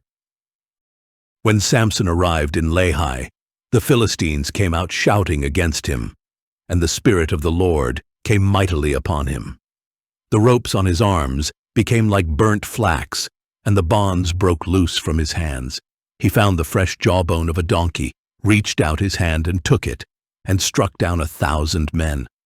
Then Samson said, "With the jawbone of a donkey I have piled them into heaps. With the jawbone of a donkey I have slain 1,000 men." And when Samson had finished speaking, he cast the jawbone from his hand, and he named that place Ramath-Lehi. And being very thirsty, Samson cried out to the Lord, "You have accomplished this great deliverance through your servant. Must I now die of thirst and fall into the hands of the uncircumcised?" So God opened up the hollow place in Lehi, and water came out of it. When Samson drank, his strength returned, and he was revived. That is why he named it En-Hakkore, and it remains in Lehi to this day. And Samson judged Israel for 20 years in the days of the Philistines.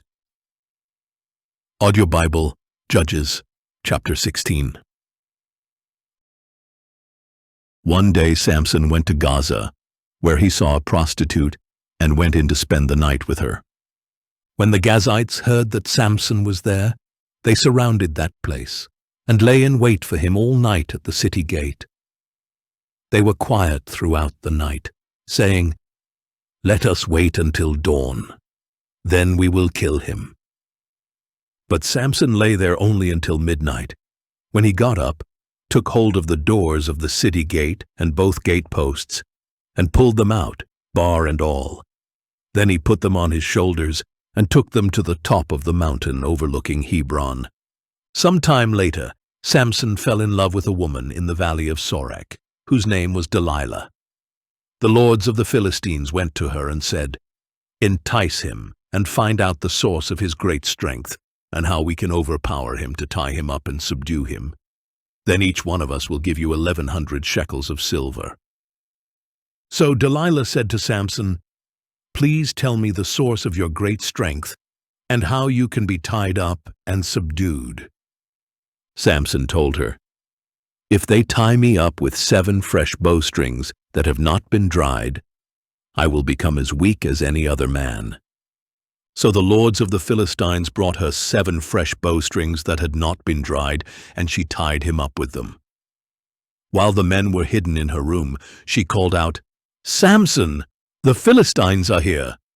But he snapped the bowstrings like a strand of yarn seared by a flame. So the source of his strength remained unknown. Then Delilah said to Samson, "You have mocked me and lied to me. Now please tell me how you can be tied up." He replied, "If they tie me up with new ropes that have never been used, I will become as weak as any other man." So Delilah took new ropes, tied him up with them, and called out, "Samson, the Philistines are here." But while the men were hidden in her room, he snapped the ropes off his arms like they were threads. Then Delilah said to Samson, "You have mocked me and lied to me all along. Tell me how you can be tied up." He told her, "If you weave the 7 braids of my head into the web of a loom and tighten it with a pin, I will become as weak as any other man." So while he slept, Delilah took the 7 braids of his hair and wove them into the web. Then she tightened it with a pin and called to him, "Samson, the Philistines are here."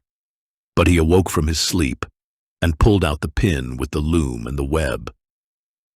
"How can you say, 'I love you,'" she asked, "when your heart is not with me? This is the 3rd time you have mocked me and failed to reveal to me the source of your great strength." Finally, after she had pressed him daily with her words and pleaded until he was sick to death, Samson told her all that was in his heart. "My hair has never been cut, because I have been a Nazirite to God from my mother's womb. If I am shaved, my strength will leave me, and I will become as weak as any other man." When Delilah realized that he had revealed to her all that was in his heart, she sent this message to the lords of the Philistines, "Come up once more, for he has revealed to me all that is in his heart." Then the lords of the Philistines came to her, bringing the money in their hands. And having lulled him to sleep on her lap, she called a man to shave off the 7 braids of his head. In this way she began to subdue him, and his strength left him. Then she called out, "Samson, the Philistines are here." When Samson awoke from his sleep, he thought, "I will escape as I did before, and shake myself free." But he did not know that the Lord had departed from him. Then the Philistines seized him, gouged out his eyes, and brought him down to Gaza, where he was bound with bronze shackles and forced to grind grain in the prison. However, the hair of his head began to grow back after it had been shaved. Now the lords of the Philistines gathered together to offer a great sacrifice to their god Dagon. They rejoiced and said, "Our God has delivered Samson our enemy into our hands." And when the people saw him, they praised their God, saying, "Our God has delivered into our hands our enemy, who destroyed our land and multiplied our dead." And while their hearts were merry, they said, "Call for Samson to entertain us." So they called Samson out of the prison to entertain them, and they stationed him between the pillars. Samson said to the servant who held his hand, "Lead me where I can feel the pillars supporting the temple, so I can lean against them." Now the temple was full of men and women. All the lords of the Philistines were there, and about 3,000 men and women were on the roof, watching Samson entertain them. Then Samson called out to the Lord, "O Lord God, please remember me. Strengthen me, O God, just once more, so that with one vengeful blow I may pay back the Philistines for my 2 eyes." And Samson reached out for the 2 central pillars supporting the temple. Bracing himself against them with his right hand on one pillar and his left hand on the other, Samson said, "Let me die with the Philistines." Then he pushed with all his might, and the temple fell on the lords and all the people in it. So in his death he killed more than he had killed in his life. Then Samson's brothers and his father's family came down, carried him back, and buried him between Zorah and Eshtaol in the tomb of his father Manoah. And he had judged Israel 20 years. Audio Bible Judges, chapter 17. Now a man named Micah from the hill country of Ephraim said to his mother, "The 1,100 shekels of silver that were taken from you, and about which I heard you utter a curse. I have the silver here with me. I took it." Then his mother said, "Blessed be my son by the Lord." And when he had returned the 1,100 shekels of silver to his mother, she said, "I wholly dedicate the silver to the Lord for my son's benefit, to make a graven image and a molten idol. Therefore I will now return it to you."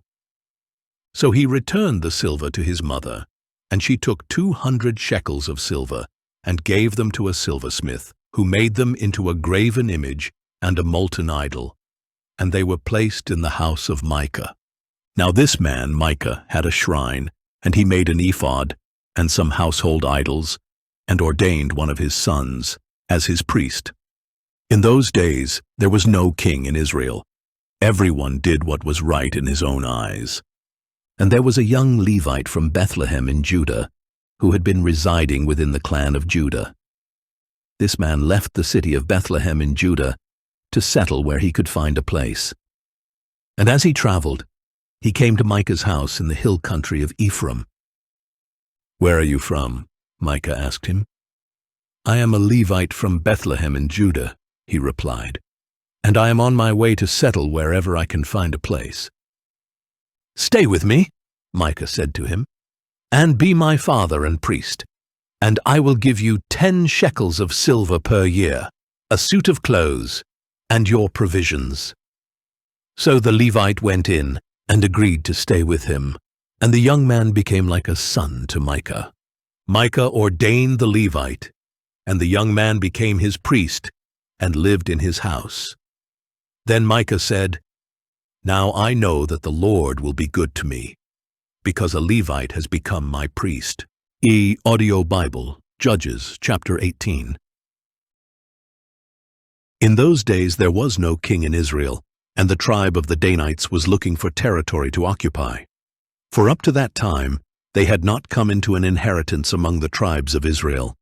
So the Danites sent out 5 men from their clans, men of valor from Zorah and Eshtaol, to spy out the land and explore it. "Go and explore the land," they told them.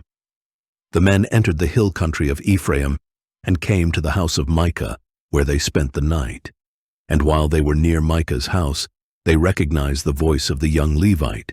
So they went over and asked him, "Who brought you here? What are you doing in this place? Why are you here?" "Micah has done this and that for me," he replied, "and he has hired me to be his priest." Then they said to him, "Please inquire of God to determine whether we will have a successful journey." And the priest told them, "Go in peace. The Lord is watching over your journey." So the 5 men departed and came to Laish, where they saw that the people were living securely, like the Sidonians, quiet and unsuspecting. There was nothing lacking in the land, and no oppressive ruler, and they were far away from the Sidonians and had no alliance with anyone. When the men returned to Zorah and Eshtaol, their brothers asked them, "What did you find?" They answered, "Come on, let us go up against them, for we have seen the land, and it is very good. Why would you fail to act? Do not hesitate to go there and take possession of the land. When you enter, you will come to an unsuspecting people and a spacious land, for God has delivered it into your hand. It is a place where nothing on earth is lacking." So 600 Danites departed from Zorah and Eshtaol, armed with weapons of war. They went up and camped at Kiriath Jearim in Judah. That is why the place west of Kiriath Jearim is called Mahaneh Dan to this day. And from there they traveled to the hill country of Ephraim and came to Micah's house. Then the 5 men who had gone to spy out the land of Laish said to their brothers, "Did you know that one of these houses has an ephod, household gods, a graven image, and a molten idol? Now think about what you should do." So they turned aside there and went to the home of the young Levite, the house of Micah, and greeted him. The 600 Danites stood at the entrance of the gate, armed with their weapons of war. And the 5 men who had gone to spy out the land went inside and took the graven image, the ephod, the household idols, and the molten idol, while the priest stood at the entrance of the gate with the 600 armed men. When they entered Micah's house and took the graven image, the ephod, the household idols, and the molten idol, the priest said to them, "What are you doing?" "Be quiet," they told him. "Put your hand over your mouth and come with us and be a father and a priest to us. Is it better for you to be a priest for the house of one person, or a priest for a tribe and family in Israel?" So the priest was glad, and took the ephod, the household idols, and the graven image, and went with the people. Putting their small children, their livestock, and their possessions in front of them, they turned and departed. After they were some distance from Micah's house, the men in the houses near Micah's house mobilized and overtook the Danites. When they called out after them, the Danites turned to face them and said to Micah, "What is the matter with you that you have called out such a company?" He replied, "You took the gods I had made and my priest and went away.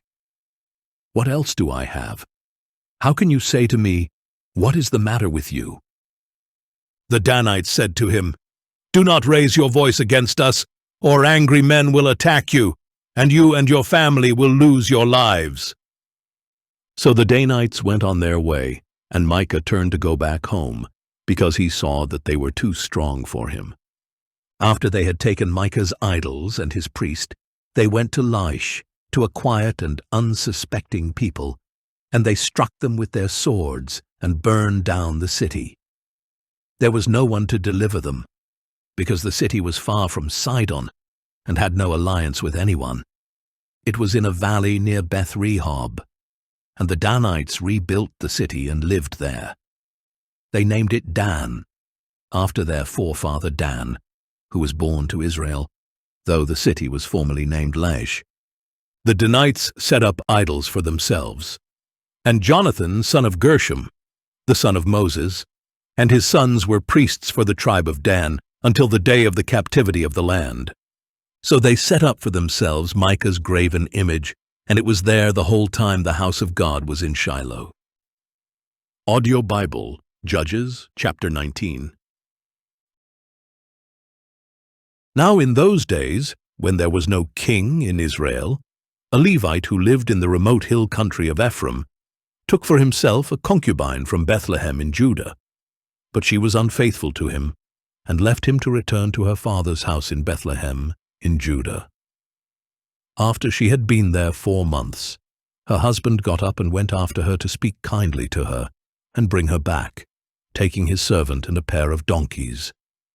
So the girl brought him into her father's house, and when her father saw him, he gladly welcomed him.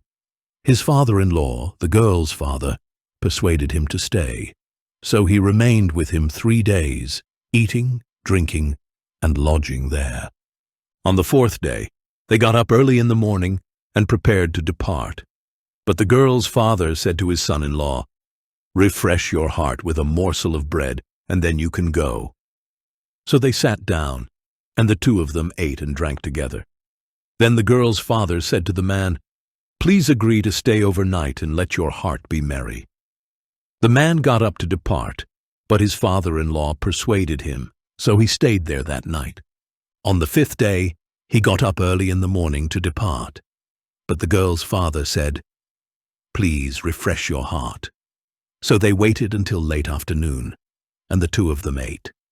When the man got up to depart with his concubine and his servant, his father-in-law, the girl's father, said to him, "Look, the day is drawing to a close. Please spend the night. See, the day is almost over. Spend the night here, that your heart may be merry. Then you can get up early tomorrow for your journey home." But the man was unwilling to spend the night. He got up and departed, and arrived opposite Jebus, that is Jerusalem, with his 2 saddled donkeys and his concubine. When they were near Jebus, and the day was almost gone, the servant said to his master, "Please, let us stop at this Jebusite city and spend the night here." But his master replied, "We will not turn aside to the city of foreigners, where there are no Israelites. We will go on to Gibeah." He continued, "Come, let us try to reach one of these towns, to spend the night in Gibeah or Ramah." So they continued on their journey, and the sun set as they neared Gibeah in Benjamin. They stopped to go in and lodge in Gibeah. The Levite went in and sat down in the city square, but no one would take them into his home for the night. That evening, an old man from the hill country of Ephraim, who was residing in Gibeah, the men of that place were Benjamites, came in from his work in the field. When he looked up and saw the traveler in the city square, the old man asked, "Where are you going, and where have you come from?" The Levite replied, "We are traveling from Bethlehem in Judah to the remote hill country of Ephraim, where I am from. I went to Bethlehem in Judah, and now I am going to the house of the Lord. But no one has taken me into his home, even though there is both straw and feed for our donkeys, and bread and wine for me and the maidservant and young man with me. There is nothing that we, your servants, lack." "Peace to you," said the old man. "Let me supply everything you need. Only do not spend the night in the square." So he brought him to his house and fed his donkeys, and they washed their feet and ate and drank. While they were enjoying themselves, suddenly the wicked men of the city surrounded the house. Pounding on the door, they said to the old man who owned the house, "Bring out the man who came to your house so we can have relations with him." The owner of the house went out and said to them, "No, my brothers, do not do this wicked thing. After all, this man is a guest in my house. Do not commit this outrage. Look, let me bring out my virgin daughter and the man's concubine. and you can use them and do with them as you wish. But do not do such a vile thing to this man."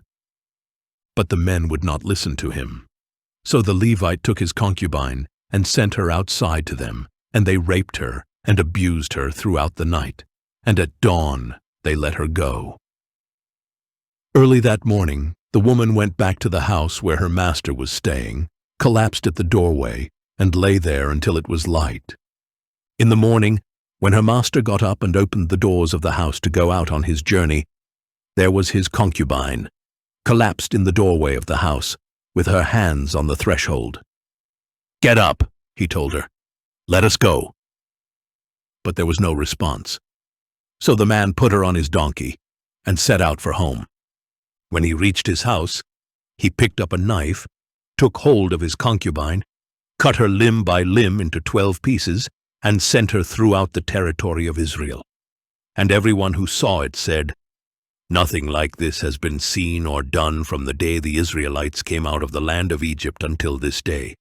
Think it over, take counsel, and speak up." Audio Bible, Judges, chapter 20. Then all the Israelites from Dan to Beersheba and from the land of Gilead came out, and the congregation assembled as one man before the Lord at Mizpah. The leaders of all the people and all the tribes of Israel presented themselves in the assembly of God's people, 400,000 men on foot, armed with swords. Meanwhile, the Benjamites heard that the Israelites had gone up to Mizpah. And the Israelites asked, "Tell us, how did this wicked thing happen?" So the Levite, the husband of the murdered woman, answered, "I and my concubine came to Gibeah in Benjamin to spend the night. And during the night, the men of Gibeah rose up against me and surrounded the house. They intended to kill me, but they abused my concubine, and she died.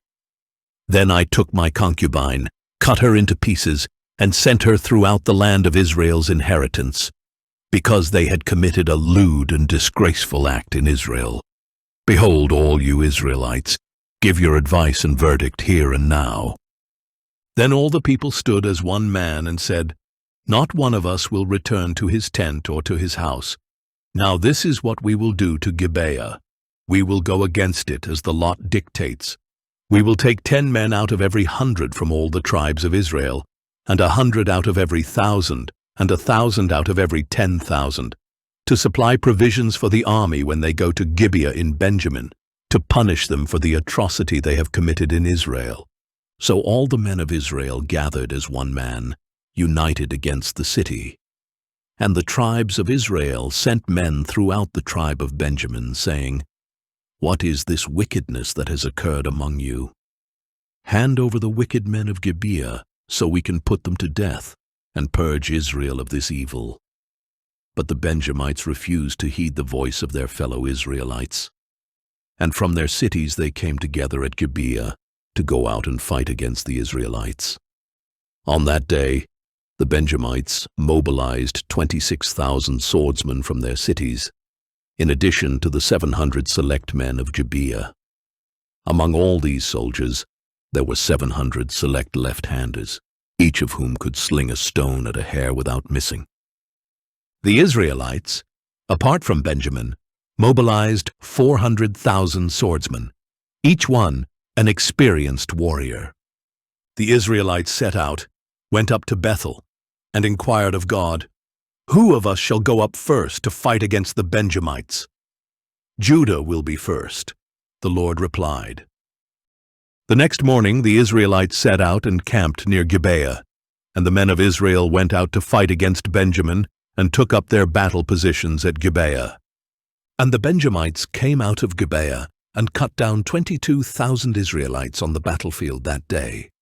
But the Israelite army took courage, and again took their battle positions in the same place where they had arrayed themselves on the first day. They went up and wept before the Lord until evening, inquiring of him, "Should we again draw near for battle against our brothers the Benjamites?" And the Lord answered, "Go up against them." On the second day, the Israelites advanced against the Benjamites. That same day the Benjamites came out against them from Gibeah and cut down another 18,000 Israelites, all of them armed with swords. Then the Israelites, all the people, went up to Bethel, where they sat weeping before the Lord. That day they fasted until evening and presented burnt offerings and peace offerings to the Lord. And the Israelites inquired of the Lord. In those days the ark of the covenant of God was there, and Phinehas son of Eleazar, the son of Aaron, served before it. The Israelites asked, "Should we again go out to battle against our brothers the Benjamites, or should we stop?" The Lord answered, "Fight, for tomorrow I will deliver them into your hand." So Israel set up an ambush around Gibeah. On the third day, the Israelites went up against the Benjamites and arrayed themselves against Gibeah as they had done before. The Benjamites came out against them and were drawn away from the city. They began to attack the people as before, killing about 30 men of Israel in the fields and on the roads, one of which led up to Bethel and the other to Gibeah. "We are defeating them as before," said the Benjamites. But the Israelites said, "Let us retreat and draw them away from the city onto the roads." So all the men of Israel got up from their places and arrayed themselves at Baal Tamar, and the Israelites in ambush charged from their positions west of Gibeah. Then 10,000 select men from all Israel made a frontal assault against Gibeah, and the battle was fierce. But the Benjamites did not realize that disaster was upon them. The Lord defeated Benjamin in the presence of Israel, and on that day the Israelites slaughtered 25,100 Benjamites, all armed with swords. Then the Benjamites realized they had been defeated. Now the men of Israel had retreated before Benjamin because they were relying on the ambush they had set against Gibeah. The men in ambush rushed suddenly against Gibeah. They advanced and put the whole city to the sword. The men of Israel had arranged a signal with the men in ambush. When they sent up a great cloud of smoke from the city, the men of Israel would turn in the battle. When the Benjamites had begun to strike them down, killing about 30 men of Israel, they said, "They are defeated before us as in the first battle." But when the column of smoke began to go up from the city, the Benjamites looked behind them and saw the whole city going up in smoke. Then the men of Israel turned back on them, and the men of Benjamin were terrified when they realized that disaster had come upon them. So they fled before the men of Israel toward the wilderness. But the battle overtook them, and the men coming out of the cities struck them down there. They surrounded the Benjamites, pursued them, and easily overtook them in the vicinity of Gibeah on the east. And 18,000 Benjamites fell, all men of valor. Then the Benjamites turned and fled toward the wilderness to the rock of Rimmon, and Israel cut down 5,000 men on the roads. And they overtook them at Gedom and struck down 2,000 more. That day 25,000 Benjamite swordsmen fell, all men of valor. But 600 men turned and fled into the wilderness to the rock of Rimmon, where they stayed 4 months. And the men of Israel turned back against the other Benjamites and put to the sword all the cities, including the animals and everything else they found. And they burned down all the cities in their path. On Audio Bible, Judges, chapter 21. Now the men of Israel had sworn an oath at Mizpah, saying, "Not one of us will give his daughter in marriage to a Benjamite." So the people came to Bethel and sat there before God until evening, lifting up their voices and weeping bitterly. "Why, O Lord God of Israel?" they cried out. "Has this happened in Israel? Today in Israel, one tribe is missing." The next day the people got up early, built an altar there, and presented burnt offerings and peace offerings. The Israelites asked, "Who among all the tribes of Israel did not come to the assembly before the Lord?" For they had taken a solemn oath that anyone who failed to come up before the Lord at Mizpah would surely be put to death. And the Israelites grieved for their brothers, the Benjamites, and said, "Today a tribe is cut off from Israel. What should we do about wives for the survivors, since we have sworn by the Lord not to give them our daughters in marriage?" So they asked, which one of the tribes of Israel failed to come up before the Lord at Mizpah? And, in fact, no one from Jabesh-Gilead had come to the camp for the assembly. For when the people were counted, none of the residents of Jabesh-Gilead were there. So the congregation sent 12,000 of their most valiant men and commanded them, "Go and put to the sword those living in Jabesh-Gilead, including women and children. This is what you are to do. Devote to destruction every male, as well as every female, who has had relations with a man." So they found among the inhabitants of Jabesh-Gilead 400 young women who had not had relations with a man, and they brought them to the camp at Shiloh in the land of Canaan. Then the whole congregation sent a message of peace to the Benjamites, who were at the rock of Rimmon. And at that time the Benjamites returned, and were given the women who were spared from Jabesh-Gilead. But there were not enough women for all of them. The people grieved for Benjamin, because the Lord had made a void in the tribes of Israel. Then the elders of the congregation said, "What should we do about wives for those who remain, since the women of Benjamin have been destroyed?" They added, "There must be heirs for the survivors of Benjamin, so that a tribe of Israel will not be wiped out. But we cannot give them our daughters as wives." For the Israelites had sworn, "Cursed is he who gives a wife to a Benjamite." "But look," they said, "there is a yearly feast to the Lord in Shiloh, which is north of Bethel, east of the road that goes up from Bethel to Shechem, and south of Lebonah." So they commanded the Benjamites, "Go, hide in the vineyards, and watch.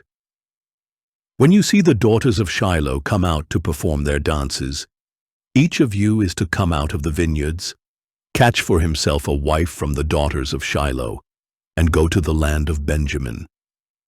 When their fathers or brothers come to us to complain, we will tell them, 'Do us a favor by helping them, since we did not get wives for each of them in the war. Since you did not actually give them your daughters, you have no guilt.'" The Benjamites did as instructed, and carried away the number of women they needed from the dances they caught.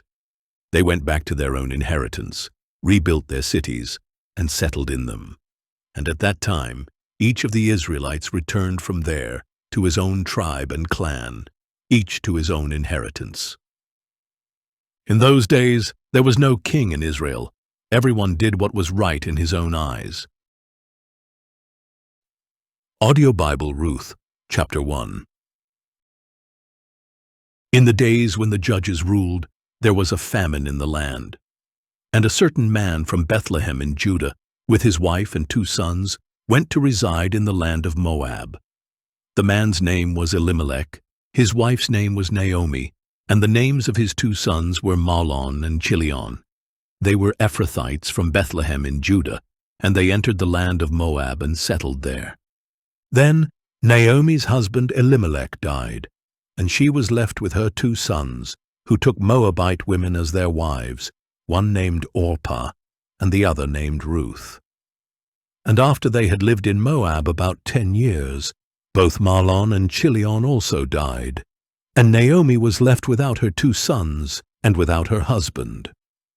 When Naomi heard in Moab that the Lord had attended to his people by providing them with food, she and her daughters-in-law prepared to leave the land of Moab. Accompanied by her 2 daughters-in-law, she left the place where she had been living and set out on the road leading back to the land of Judah. Then Naomi said to her 2 daughters-in-law, "Go back, each of you to your mother's home. May the Lord show you loving devotion, as you have shown to your dead and to me. May the Lord enable each of you to find rest in the home of your new husband." And she kissed them as they wept aloud and said, "Surely we will return with you to your people." But Naomi replied, "Return home, my daughters. Why would you go with me? Are there still sons in my womb to become your husbands? Return home, my daughters. Go on, for I am too old to have another husband. Even if I thought there was hope for me to have a husband tonight and to bear sons, would you wait for them to grow up? Would you refrain from having husbands? No, my daughters, it is much more bitter for me than for you, because the hand of the Lord has gone out against me." Again they wept aloud, and Orpah kissed her mother-in-law goodbye. But Ruth clung to her. "Look," said Naomi, "your sister-in-law has gone back to her people and her gods. Follow her back home." But Ruth replied, "Do not urge me to leave you or to turn from following you. For wherever you go, I will go, and wherever you live, I will live. Your people will be my people, and your God will be my God. Where you die, I will die, and there I will be buried. May the Lord punish me, and ever so severely, if anything but death separates you and me." When Naomi saw that Ruth was determined to go with her, she stopped trying to persuade her. So Naomi and Ruth traveled until they came to Bethlehem. When they entered Bethlehem, the whole town was stirred because of them, and the women of the town exclaimed, "Can this be Naomi?" "Do not call me Naomi," she replied. "Call me Mara, because the Almighty has dealt quite bitterly with me. I went away full, but the Lord has brought me back empty. Why call me Naomi? After all, the Lord has testified against me, and the Almighty has afflicted me." So Naomi returned from the land of Moab with her daughter-in-law, Ruth the Moabitess. And they arrived in Bethlehem at the beginning of the barley harvest. Audio Bible, Ruth, chapter 2. Now Naomi had a relative on her husband's side, a prominent man of noble character from the clan of Elimelech, whose name was Boaz. And Ruth the Moabitess said to Naomi, "Please let me go into the fields and glean heads of grain after someone in whose sight I may find favor." "Go ahead, my daughter," Naomi replied. So Ruth departed and went out into the field and gleaned after the harvesters. And she happened to come to the part of the field belonging to Boaz, who was from the clan of Elimelech. Just then Boaz arrived from Bethlehem and said to the harvesters, "The Lord be with you." "The Lord bless you," they replied. And Boaz asked the foreman of his harvesters, "Whose young woman is this?" The foreman answered, "She is the Moabitess who returned with Naomi from the land of Moab. She has said, 'Please let me glean and gather among the sheaves after the harvesters.' So she came out and has continued from morning until now, except that she rested a short time in the shelter." Then Boaz said to Ruth, "Listen, my daughter, do not go and glean in another field, and do not go away from this place, but stay here close to my servant girls. Let your eyes be on the field they are harvesting, and follow along after these girls. Indeed, I have ordered the young men not to touch you, and when you are thirsty, go and drink from the jars the young men have filled." At this, she fell on her face, bowing low to the ground, and said to him, "Why have I found such favor in your eyes that you should take notice of me, even though I am a foreigner?" Boaz replied, "I have been made fully aware of all you have done for your mother-in-law since the death of your husband, how you left your father and mother and the land of your birth, and how you came to a people you did not know before. May the Lord repay your work, and may you receive a rich reward from the Lord, the God of Israel, under whose wings you have taken refuge." "My Lord," she said, "may I continue to find favor in your eyes, for you have comforted and spoken kindly to your maidservant, though I am not like one of your servant girls." At mealtime Boaz said to her, "Come over here, have some bread and dip it into the vinegar sauce." So she sat down beside the harvesters, and he offered her roasted grain, and she ate and was satisfied and had some left over. When Ruth got up to glean, Boaz ordered his young men, "Even if she gathers among the sheaves, do not insult her. Rather, pull out for her some stalks from the bundles, and leave them for her to gather. Do not rebuke her." So Ruth gathered grain in the field until evening, and when she beat out what she had gleaned, it was about an ephah of barley. She picked up the grain and went into the town, where her mother-in-law saw what she had gleaned. And she brought out what she had saved from her meal and gave it to Naomi. Then her mother-in-law asked her, "Where did you glean today, and where did you work? Blessed be the man who noticed you." So she told her mother-in-law where she had worked. "The name of the man I worked with today is Boaz," she said. Then Naomi said to her daughter-in-law, "May he be blessed by the Lord, who has not withdrawn his kindness from the living or the dead." Naomi continued, "The man is a close relative. He is one of our kinsman redeemers." Then Ruth the Moabitess said, "He also told me, 'Stay with my young men until they have finished gathering all my harvest.'" And Naomi said to her daughter-in-law, Ruth, "My daughter, it is good for you to work with his young women, so that nothing will happen to you in another field."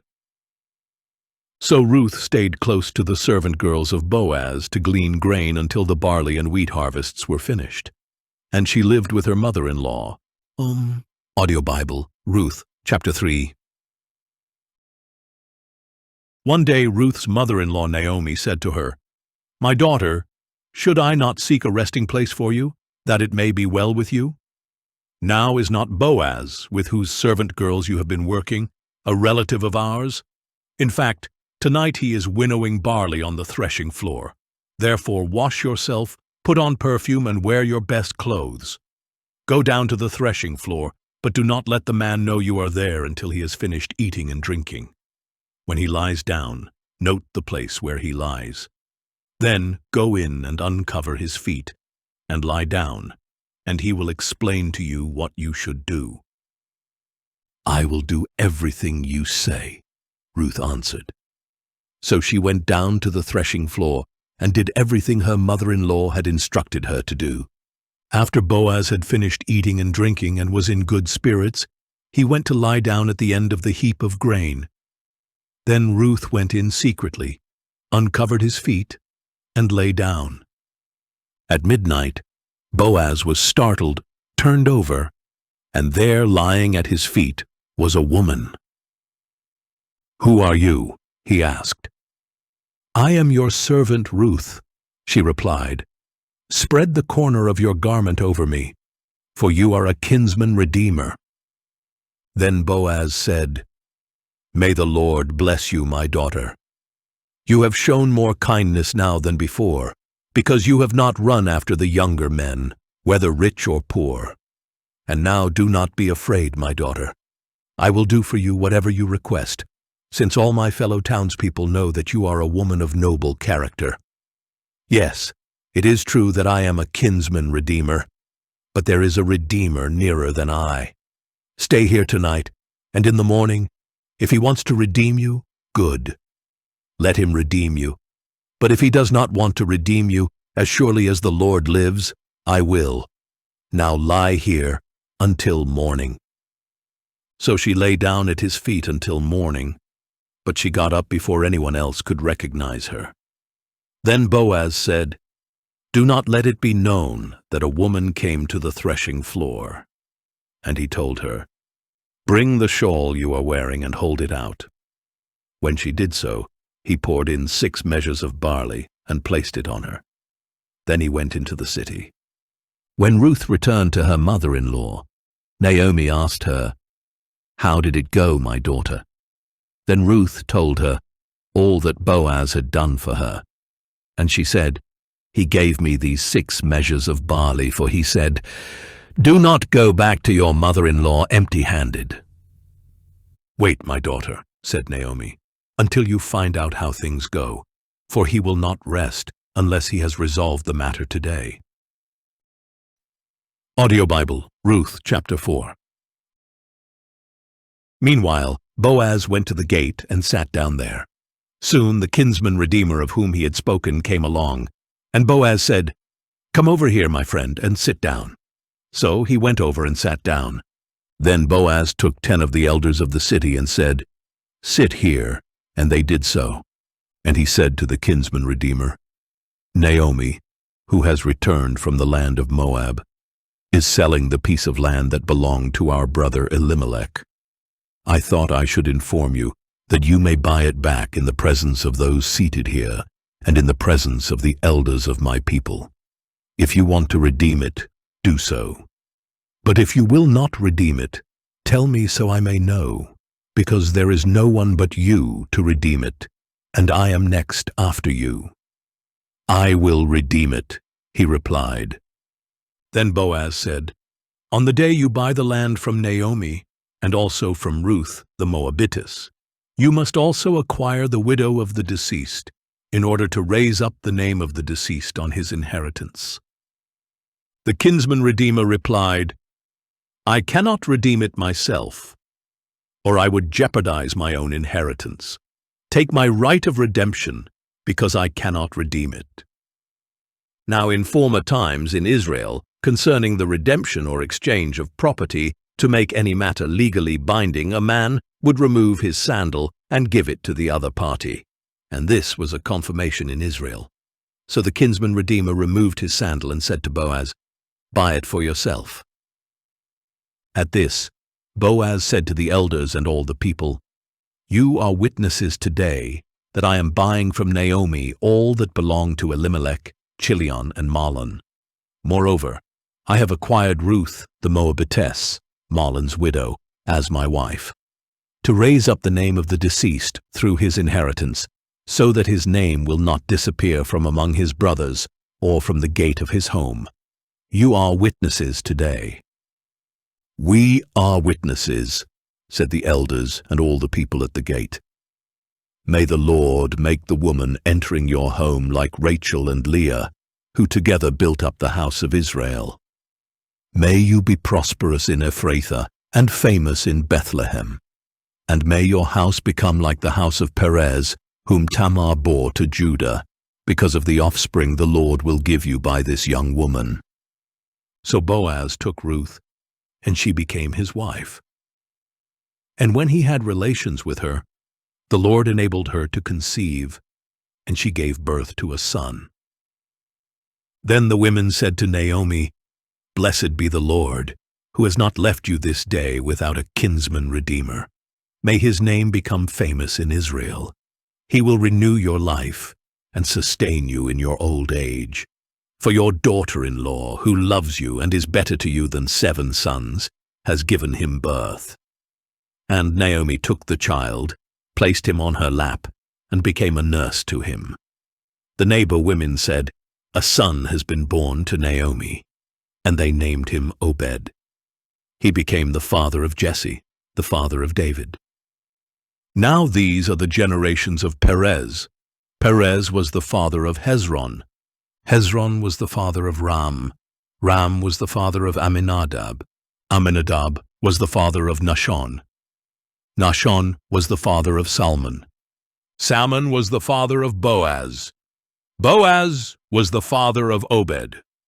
Obed was the father of Jesse, and Jesse was the father of David.